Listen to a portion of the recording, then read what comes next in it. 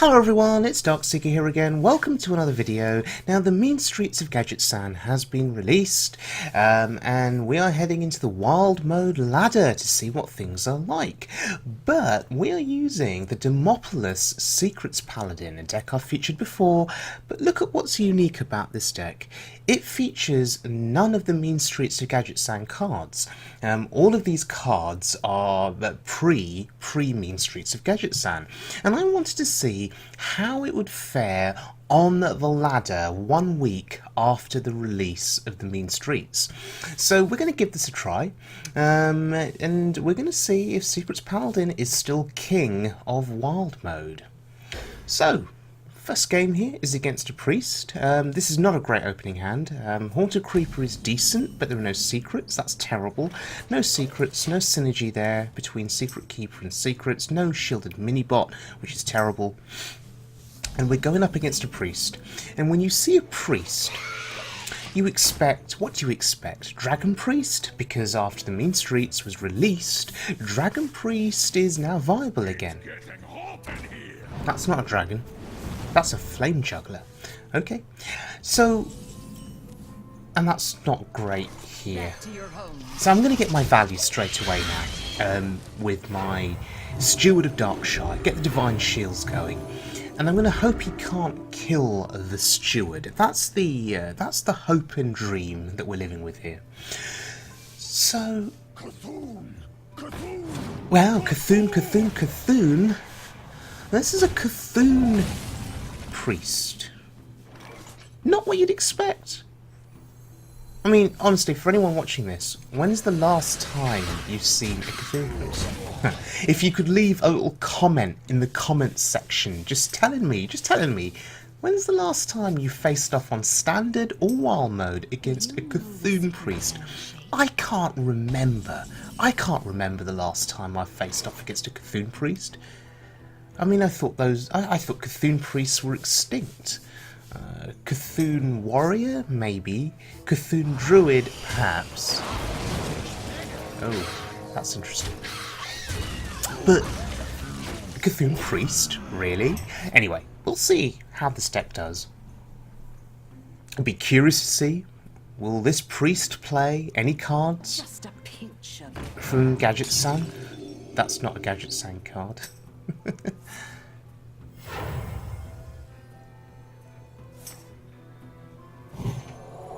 Okay, so this priest is doing priest things. Now, I'm hoping he'll kill the Sag Belcher somehow. And I'm getting rid of that. I'm getting rid of that card because it draws him cards, and I don't want that. We're also putting his minion in range of being killed by the Belcher and the dude. Okay, good, we get value. If he was smart and if he was playing around secrets, I guess he could have hero powered the dude, maybe, to avoid the Belcher coming back, but then how do you know it's redemption, right? Oh, that's good for him. How do you know it's redemption, right? It's so hard to tell what the secrets are. So I shouldn't be too hard on him, because I'm about to unleash a 6-drop here. The question is which one? Well, it has to be obvious, right? Surely, it's the Mysterious Challenger. Let me think. Or is it? Is it that obvious? Is Sylvanas better? Or do I just muster here? No, we get 2 secrets. No, we get 3. Okay, I was pondering there. But no, it's fine. I mean, Sylvanas will probably get entombed or Shadow Word Deathed. I don't care if he steals the Mysterious Challenger. I don't care if he deaths it. Yeah, he's deathing it. Yeah, I'm not bothered. Now that I've seen a Shadow Word Death, I can think to myself, well, maybe Sylvanas is safe to play. Oh, there's another challenger. Let's just play it.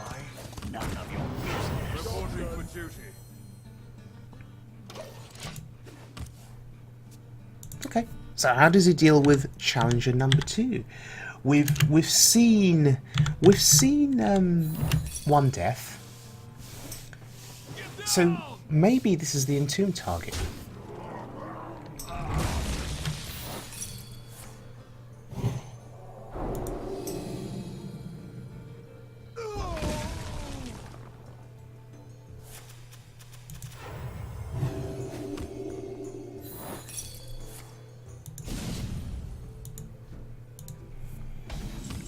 Well, that is a 10-9.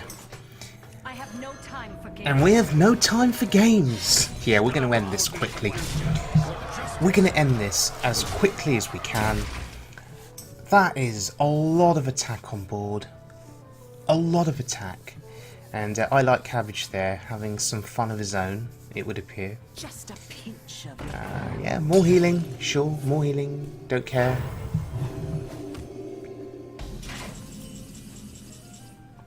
I can use Sylvanas here as a trade.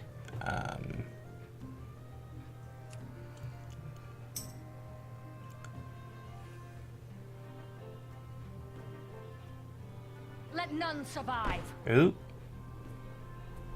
Do I want to keep her healthy? Let none Nah, survive. it's fine. Because if he Holy Novas here,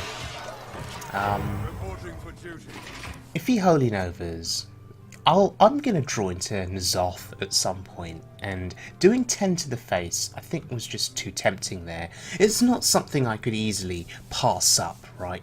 Ooh, Cthulhu. Okay. Well, I do steal it. By the holy light. But I feast upon. okay. Surviving for a bit longer. This guy's deck is full of healing. It's really interesting. I don't have any kind of lethal here, so just make the trades, right? Just make the trades. Tonight, a tale of terrible tragedy. I'll never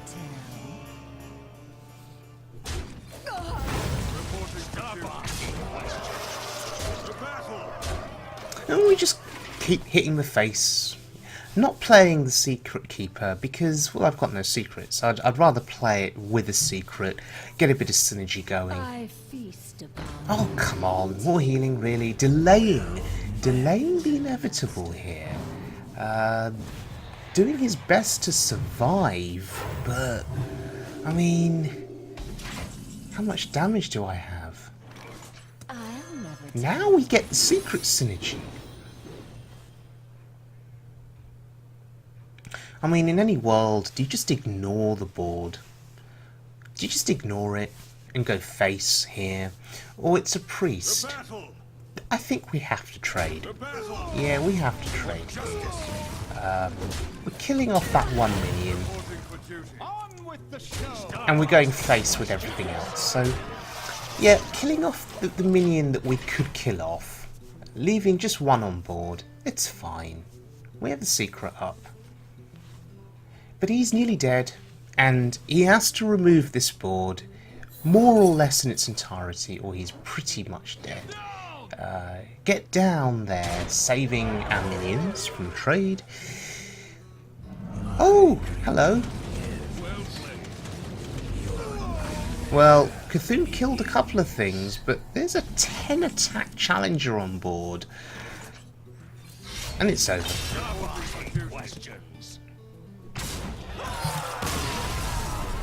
Well, I guess Secrets Paladin beats out Cthulhu Priest. And there's a win streak. Takes us into 13. Not bad for being a week into the Mean Streets expansion. I'm pretty happy with that. I'm pretty happy.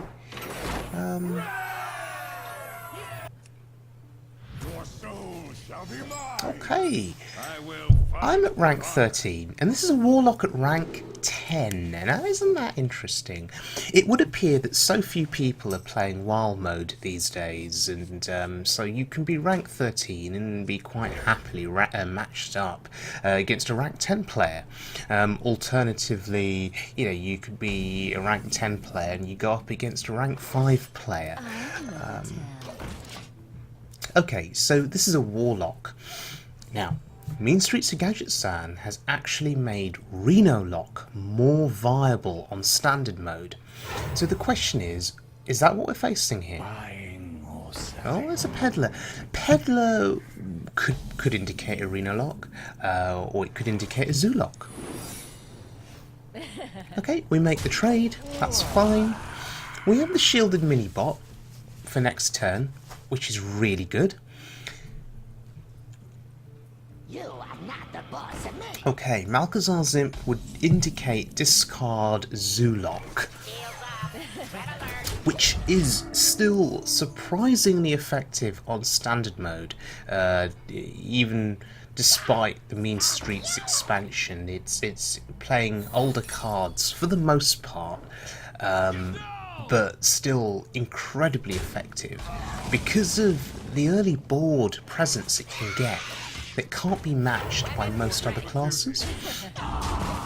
Although Secrets Paladin, with its secrets and its secret keepers and its mini bots and its haunted creepers, can kind of match Zoolock with board, kind of.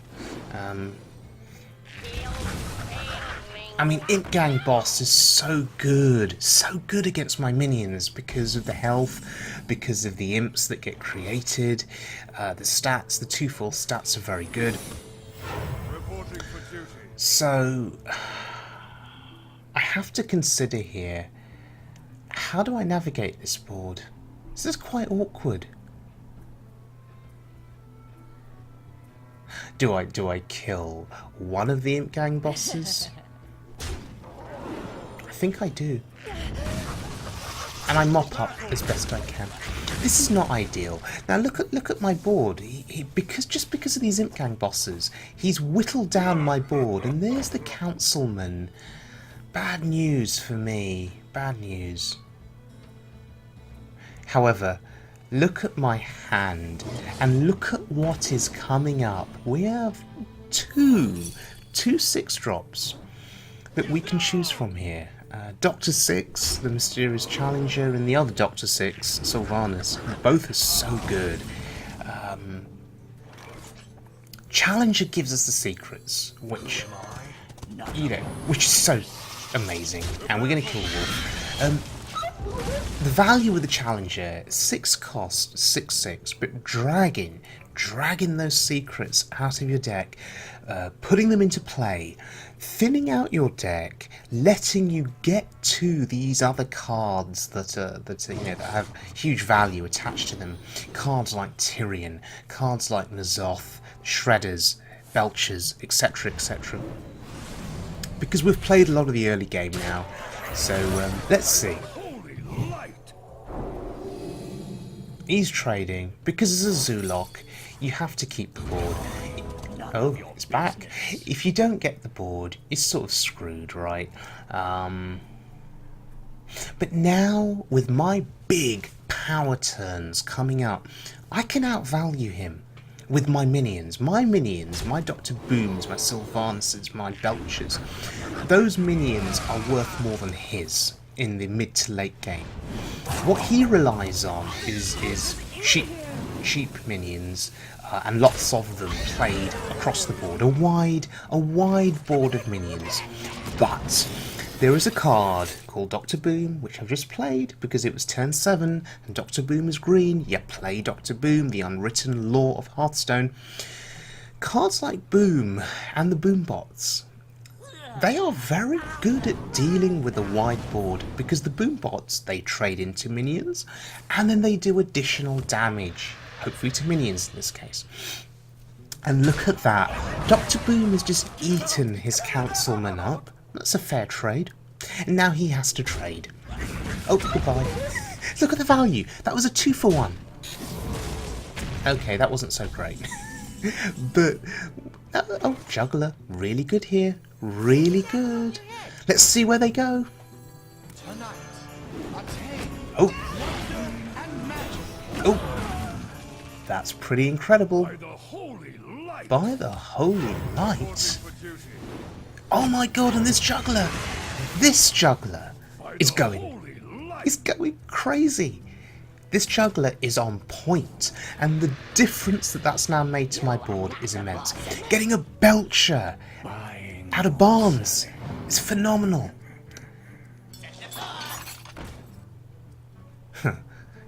You never want to play Silverware Golem from hand, but that's one of the risks with discard lock. Sometimes it just doesn't come together for you in terms of the discard effects, and the second belcher there is just going to seal the game now. And my god, this juggler.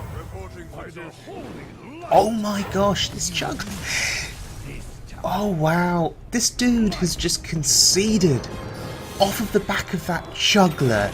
Just sniping down those minions. Just sniping them down. That's incredible. Okay, next game is against a shaman. Now, what do you think about when you hear the word shaman? Pre-Gadgetzan, you thought mid-range shaman, Taltrog, Totem Golem, Feral Spirit, and if you were the slower mid-range version, you know, you'd play Thunderbluff Valiant. If you were the more aggressive version, you'd have Thing from Below, or maybe you were a hybrid version where you'd play Thunderbluff and Thing. Well, we've just got the ideal start. With Gadgetzan, Jade Shaman is now quite popular. So, is this a Jade Shaman? On Wild Mode.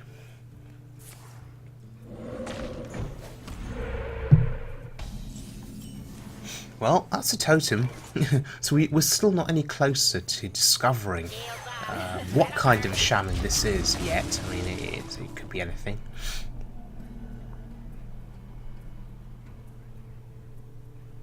I have a great early start here. Secret Keeper buffed with a mini-bot. That is the ideal start in many ways.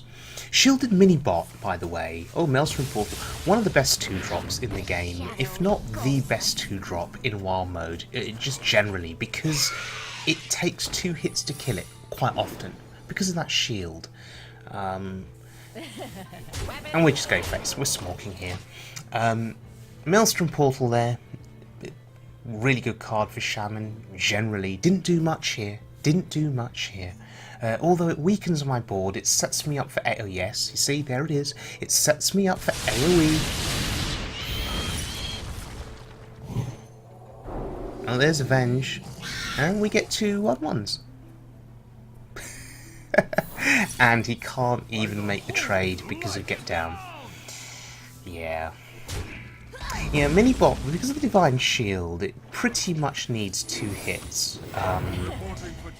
You could argue that something like Totem Golem at 4 health is just as good, but Totem Golem can be dealt with by 1 spell.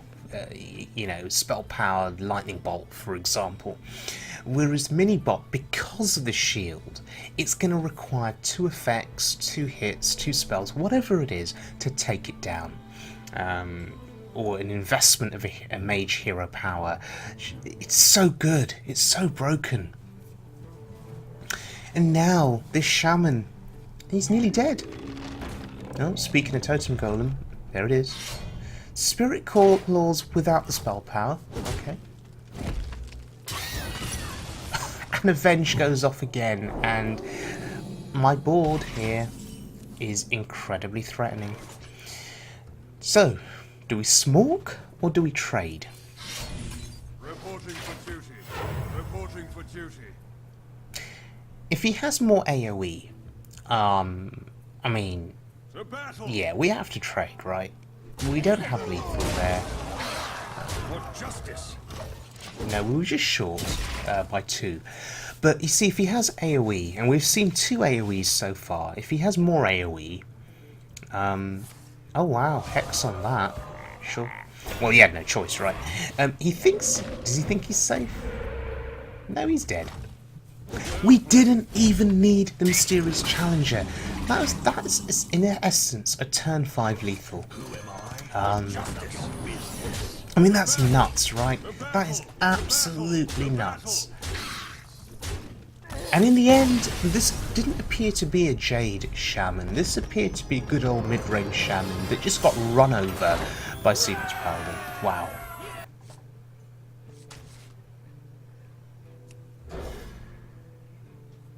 Okay. This is our next game here against a warrior. This will be our final game of the video. Could I just point out that last game against the shaman? Just looking back here at my records, that last game against the shaman, that was revenge because I did lose one game to that same player.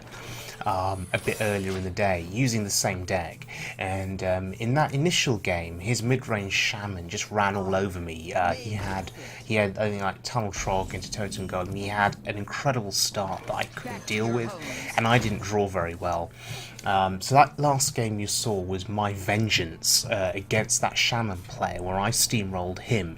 But it goes to show those early draws are very, very important. And when Secrets Paladin draws well early, it is really hard to overcome it. Well, this is new. This is new. Well, it's not new. It's quite old. I mean, Armor Smith, really? When's the last time you saw an Armor Smith in Warrior? Unless this is Patron Warrior. I mean, if this is Patron Warrior, I can understand it. Oh my god. So, execute.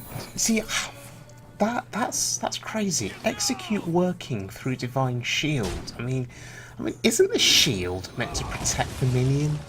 I mean, I understand the logic here as to why it works, but surely the shield would count for a bit more in a situation like that. But anyway, we're just refilling the board. My guess is that this is Patron Warrior. That's my guess, because they usually play Armor Smiths because they have AoE whirlwind effects that hit their board and your board, but they play Armor Smiths at the same time and get a ridiculous amount of armor. So on standard mode, Pirate Warrior is everywhere. So it's kind of refreshing to not be facing that at this stage of wild mode and just to be facing what appears to be either a Patron Warrior or a Control Warrior. I say refreshing because Pirate Warrior is broken. It's disgusting and it's broken, but it's fun. It's fun to play. Okay, so my problem in this game is going to be armor and beating his armor count if it's Control Warrior. I mean, we still don't know because I saw the Armor Smiths. I'm still thinking Patron Warrior, but now I'm seeing Shield Block, and I'm so I don't know. It could very well just be Control Warrior. I've seen Shield Slam, so it could just be Control Warrior here. Who knows what secrets will uncover? I see. Wow, he actually got the double Lotheb effect. Wow, look at that, my consecration. Okay, Shredder, sure. There's not much else we can do here. The question that I have to ponder here is the trades. I mean, we can't let Bran live, right? It's dangerous. I shudder to think what else he can get out of Bran if we left it alive. This doesn't appear to be Cthulhu Warrior, so maybe Bran isn't as devastating, but because Cthulhu Warrior utilised Bran and the Ancient Shield Bearer to great effect. And Grommash is out already. Is that a desperation play on his part because he's got no other play? And he needs a board against me. 15 damage and there's Dr. 8. Put your faith in the light. And I did not mess around there. That was a snap play. Put your faith in the light. A snap play on the board. And we're going to face. Smork, smork, smork. Any armor gain that he got early on, he's now lost. And that's so important. And he brings out the brawl. But I don't care. Because now I've seen one brawl. Oh my god, are you serious? Really? Are you serious? Gromash winning the brawl is massive for him. Massive. But that's good for me. Okay, Smork. That's big for me because now we've seen one brawl. I have N'Zoth to come, and I have every intention of playing N'Zoth next turn. Because I think I have to, because now he's armouring up. Now he is regaining control of the board, and that's a major worry for me, a major concern. Thankfully though, if I want to, I can kill Gromash. Do we play N'Zoth here? Yeah, I think we do. We have to hope and pray he doesn't have the second brawl. If he has the second brawl, my health total's low. That's not a second brawl, that's a Nefarian. Wow. Okay, if he had the second brawl, I mean, it could have been game over for me, because he could have stabilised, I guess. But I don't know. It's hard to say, right? So he's at 25. I have a lot of damage.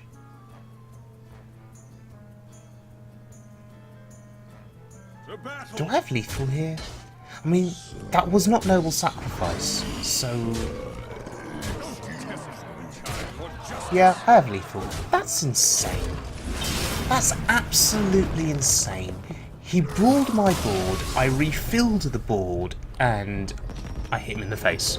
Wow, so that's our win streak going into rank 12, and so far we've not encountered any new cards from Mean Streets of Gadgetzan. That's really, really interesting. So what's going on in wild mode? But anyway, this is the Demopolis Secrets Paladin, proving that you don't need the Mean Streets of Gadgetzan in wild mode to be successful. This deck, running these older cards, still works incredibly well. The value in the early game with the Secret Keeper and the synergy of the secrets is insane. Shielded Minibot is insane. Your mid-game is top-notch. Path of Shredder, Sludge Belcher, Challenger. How do you deal with that? And then you've got the insane late game with Sylvanas, Boom, Tyrion, and N'Zoth. The doctors are in the house, as a friend of mine, I Like Cabbage, likes to say. Doctor 6, Doctor 7, Doctor 8, and Doctor 10. You know, beat that.